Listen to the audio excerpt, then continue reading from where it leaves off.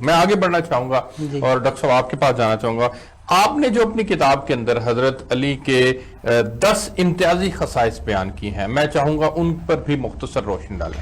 مختصراً یہ کہ آپ کو بھی پتا ہوگا خیبر کی رات حضرت عمر رضی اللہ تعالیٰ عنہ فرماتے ہیں ساری زندگی کبھی عمارت کی طلب نہیں کی، اس رات طلب کی یا اللہ مل جائے. اور حضرت سعد ابن ابی وقاص رضی اللہ تعالیٰ عنہ کہتے ہیں کہ ہم سب چاہتے تھے کاش ہمارا نام لے لیا جائے.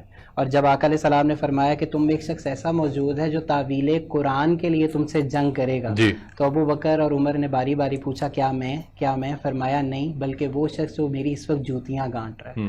تو اس سے کرکس اور کنکلوژن یہ نکال رہا ہوں کہ بہت سارے صحابہ نے بہت دفعہ یہ چاہا، جب سیدہ کائنات سے نکاح کا پیغام بھجوایا تو سب نے چاہا کہ کاش یہ مرتبہ ہمیں مل جائے.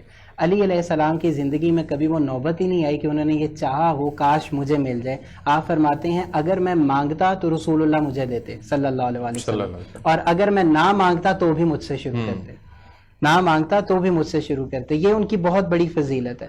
دوسری ایک بہت امتیازی فضیلت جو ہے، جس طرح انہوں نے ذکر کر دی کہ آپ کو موسیٰ علیہ السلام کے لیے آپ نے فرمایا وہی نسبت ہے جو ہارون کی ہے، تو سمجھنا یہ پڑے گا ہارون موسیٰ کے لیے کیا تھے. وَجَعَلْ لِي وَزِيرًا مِّنْ أَهْلِي، وہ وزیر بھی تھے، وہ مددگار بھی تھے. اور امام نووی نے شرح صحیح مسلم میں لکھا اس حدیث کی شرح کرتے ہوئے کہ موسیٰ کے بعد ہارون اس امت کے سب سے افضل تھے. اسی طرح رسول اللہ کے بعد آقا کریم علیہ السلام کی امت میں سب سے افضل مولا کائنات مولا علی علیہ السلام ہے. اور جو آپ کو مولا کا لقب اللہ تعالیٰ نے عطا کیا وہ حضور علیہ السلام کے تمام صحابہ کرام، جتنا جو بڑا ہوتا تھا وہ اتنا علی کا ادب کرتا تھا. آپ عمار ابن یاسر کو دیکھیں، آپ جناب ابو بکر رضی اللہ تعالیٰ عنہ کا میں ایک فرمان نقل کرنا چاہوں گا، وقت مختصر ہے، آپ مجھے بتا دیجئے کہ میں کب رک جاؤں.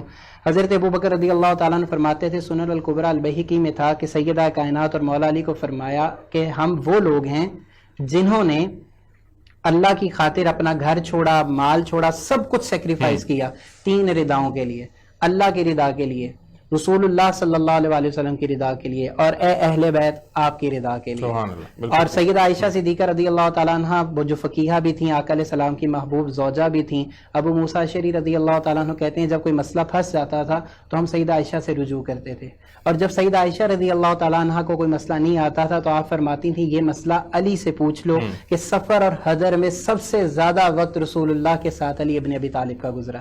اور ام سلمہ رضی اللہ تعالیٰ عنہ کا ایک واقعہ ہے، میں بس آخر میں وہ کوٹ کرنا چاہوں گا، اور ایسے بے شمار صحابہ کرام کے واقعات میں نے اس میں نقل کیے. خزیمہ بن ثابت کا، عمار ابن یاسر کا، حجر بن عدی رضی اللہ تعالیٰ عنہ، اللہ ان کی قبر پہ کروڑوں رحمت نازل کرے، ہم کبھی نہیں بھول سکتے کتنی بڑی انہوں نے سیکریفائس کیا. ام سلمہ رضی اللہ تعالیٰ نے فرماتی میں اللہ کی عزت کی قسم کھا کے کہتی ہوں رسول اللہ کے سب سے زیادہ قریب علی علیہ السلام.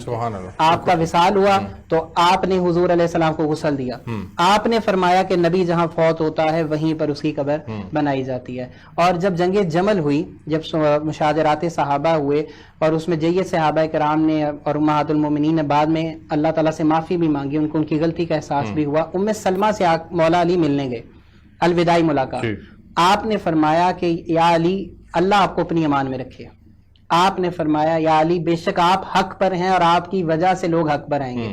اور آپ نے فرمایا کہ ہم جانے کے پابند مت گھر سے نکل نہیں سکتے ورنہ میں ضرور ساتھ جاتی، میں نہیں جا سکتی یا علی آپ میرے بیٹے کو لے جائیں جو مجھے میری جان سے زیادہ محبوب ہے، اللہ کرے کہ آپ کی راہ میں شہید ہو جائے. اور اویس کرنی رضی اللہ تعالیٰ عنہ کو ہم سب جانتے ہیں، افضل التابعین ہیں، لیکن ناظرین ہم یہ بات کم لوگ جانتے ہوں گے کہ وہ رسول اللہ کی صحبت نہیں پا سکے. مولا علی کی صحبت پائی اور جنگ صفین میں مولا علی علیہ السلام کے ساتھ لڑتے لڑتے شہید ہو گئے. اور اویس کرنی کو دیکھ کے بہت سارے لوگ لشکر شام کو چھوڑ کر علی ابن ابی طالب کی بیعت میں آئے.